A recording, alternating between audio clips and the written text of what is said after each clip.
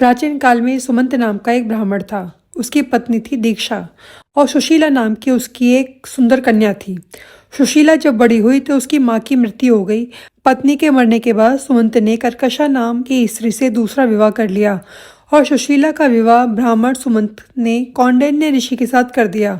और विदाई के समय कर्कशा ने दामाद को कुछ ईंटें और पत्थर के टुकड़े बांध दिए। कौंडिन्य ऋषि दुखी हो अपनी पत्नी को लेकर अपने आश्रम की ओर चल दिए, परंतु रास्ते में ही रात हो गई। नदी तट पर संध्या करने लगे। सुशीला ने देखा वहां पर बहुत सी स्त्रियां सुंदर वस्त्र धारण कर किसी देवता की पूजा कर रही हैं। सुशीला के पूछने पर उन्होंने विधिवत अनंत व्रत की महिमा बतलाई।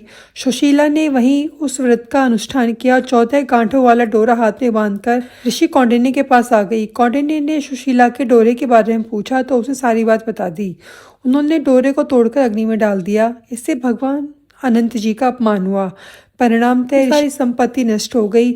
पश्चाताप करते हुए ऋषि कौंडिन्य ने अनंत डोरे की प्राप्ति के लिए वन में चले गए और कई दिनों तक भटकते हुए निराश होकर एक दिन भूमि पर गिर पड़े। तब अनंत भगवान प्रकट होकर बोले, हे कौंडिन्य, तुमने मेरा तिरस्कार किया है, उसी से तुम्हें इतना कष्ट भोगना पड़ेगा।